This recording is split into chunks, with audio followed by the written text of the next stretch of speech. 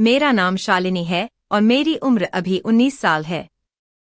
हम लोग मुंबई में रहते हैं और मेरी फैमिली में मेरे बड़े भाई और मम्मी पापा हैं।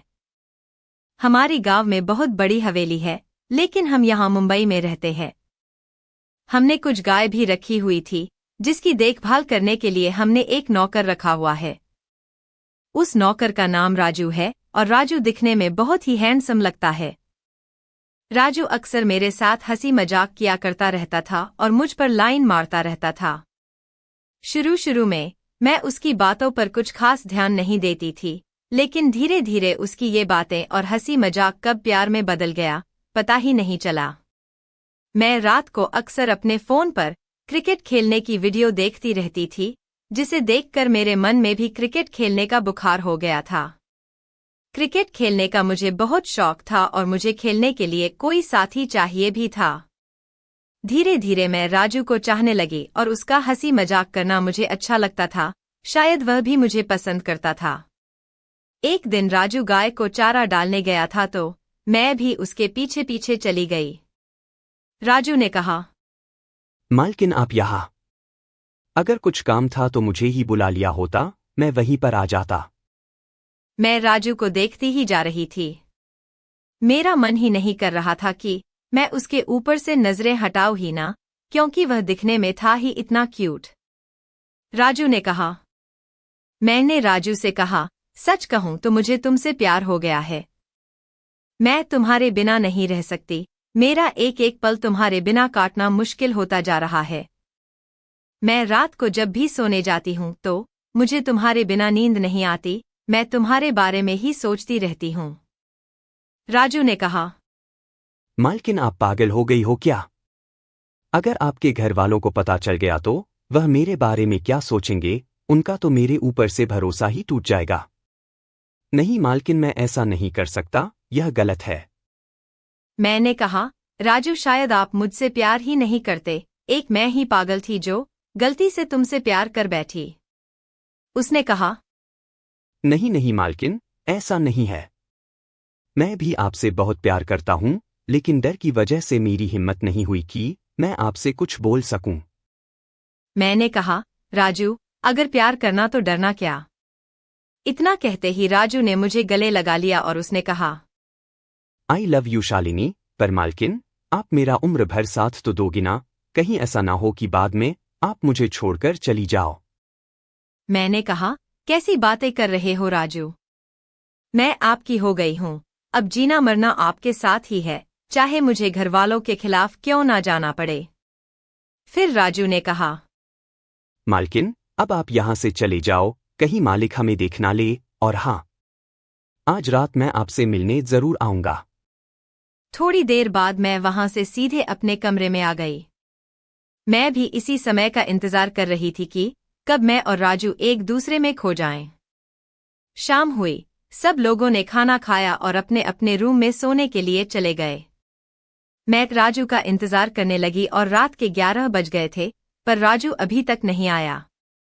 मैं अपने बिस्तर पर उदास बैठी थी, कभी मैं खिड़की के बाहर जागती तो कभी बिस्तर पर चुपचाप बैठ जाती।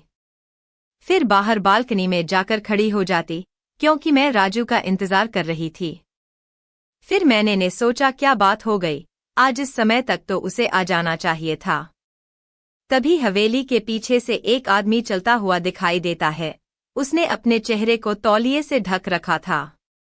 धीरे धीरे ऊपर चढ़ता हुआ वह बालकनी तक पहुंचा और दबे पांव मेरे कमरे में प्रवेश कर गया। मैं बिस्तर पर चुपचाप बैठी हुई थी। उसने पीछे से मेरी दोनों आंखों को अपने हाथों से ढक लिया और मुझसे पूछा, शालिनी बताओ कौन हूं मैं? मैंने उसके हाथों को पहले तो प्यार से छुआ और फिर उसे झटकते हुए बोली, राजू कितना टाइम लगा दिया आपने आने में, तुम्हें फुर्सत नहीं है मेरे पास आने की? तुम्हें पता है तुम्हारे बिना मेरी हालत जल बिना मछली की तरह हो गई थी।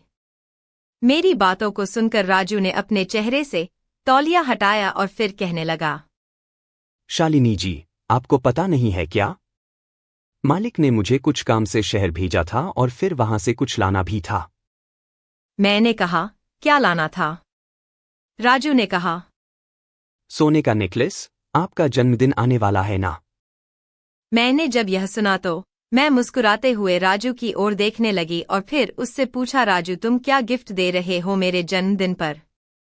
राजू ने कहा, मैं क्या दे सकता हूँ, मैं तो बचपन से ही नौकर रहा हूँ यहाँ का। मैंने कहा, राजू तुम फिर शुरू हो गए, कोई नौकर और मालिक नहीं होता यहाँ, और जहाँ तक गिफ्ट की बात है तो तुमसे महंगा गिफ्ट मुझे कोई दे नहीं सकता। क्योंकि राजू आज मुझे वो गिफ्ट देने वाला था जिसकी जरूरत हर एक लड़की को होती है। यह कहकर एक बार फिर हम एक दूसरे में डूब गए, प्रेम के समुंदर में जहां पर डूबने के बाद कोई छोटा बड़ा नहीं होता। फिर राजू कहने लगा, आज क्रिकेट भी खेलना है हमें। मैंने कहा, मैं कब से इंतजार कर रही हूं, चलो अब हम गेम ही खेल लेते हैं। थोड़ी ही देर में हम दोनों ने मस्त वाला क्रिकेट खेलना शुरू कर दिया। मैं राजू की बैटिंग देखकर हैरान रह गई, क्योंकि वह खूब चौके लगाए जा रहा था। मैं राजू की बैटिंग की दीवानी हो गई। हमने 3 घंटे तक क्रिकेट का खेल खेला और फिर हम थोड़ी देर आराम करना चाहते थे। मैंने राजू से कहा, मैं थक गई हूं, अब मेरे से और नहीं खेला जाता। राजू ने कहा, कोई बात नहीं। फिर हम दोनों आराम करने लगे। अब तो सुबह भी होने वाली थी। तभी मेरे पिता ने जोरदार आवाज लगाई, राजू राजू, अरे कहाँ मर गया?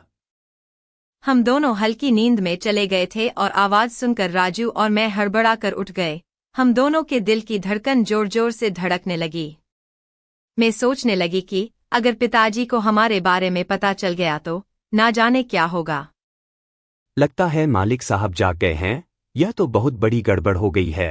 हे भगवान, अब क्या करूं मैं? शालिनी, मैंने राजू से कहा, इतना डरोगे तो हो गया। सुनो, मैं नीचे जाती हूँ और बाबूजी को दूसरी बातों में उलझाती हूँ। तुम जिस तरह से पाइप के रास्ते से आए थे वैसे ही निकल जाओ और थोड़ी देर बाद बाबूजी के पास आ जाना। राजू ने कहा, ठीक है मालकिन। राजू दबे पाव कमरे से निकल गया और उधर मैं सीढ़ियों से उतरकर अपने पिता के पास चली गई। नीचे जाकर मैंने कहा, क्या हो गया बाबूजी? अभी तो सूरज भी नहीं निकला और आप राजू राजू करने लग गए। राजू के बिना तो आपका काम ही नहीं चलता, जब देखो राजू राजू करते रहते हो। पिताजी ने कहा, वह तो है, लेकिन तू यह बता, आज इतनी जल्दी कैसे जाग गई?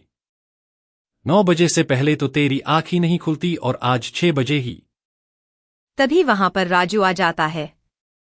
उसे देखकर पिताजी उस पर चिल्लाते हुए कहा, अरे राजू, कहाँ मर गया था तू? तुझे आवाज दे देकर मेरा तो गला सूख गया। मालिक, वह गाय चिल्ला रही थी, इसलिए उसे चारा देने गया था। तभी मैंने सोचा, शुक्र है कि पिताजी को कुछ पता नहीं चला। अब जब भी हमें मौका मिलता है तो हमें दोनों क्रिकेट खेले बिना नहीं रह सकते। राजू मेरे से बहुत ही प्यार करता है और मैं भी उसे बहुत चाहती हूँ। कुछ ही दिनों बाद हमने घर से भागकर मंदिर में शादी भी कर ली है और अब हम खुशी खुशी रहते हैं। अब मैं राजू के बच्चे की माँ भी बनने वाली हूँ। और रही बात पैसे कमाने की, तो मेरे पापा ने ही मेरे नाम पर बैंक में एफडी करवा रखी थी, जिसमें मेरे नाम पर 1 करोड़ से ज्यादा रुपए थे। मैंने वह सारे रुपए निकलवा लिए। जब मेरे पिता को यह लगा कि मैं किसी की नहीं सुनने वाली तो उन्होंने फिर वापस अपने घर पर बुला लिया और राजू भी अब मेरे साथ घर जमाई बन के रहने लगा। तो दोस्तों, यह कहानी कैसी लगी कमेंट करके जरूर बताएं। वीडियो अच्छी लगी तो लाइक करके चैनल को सब्सक्राइब करें। मिलते हैं अगली वीडियो में, तब तक के लिए love you and take care.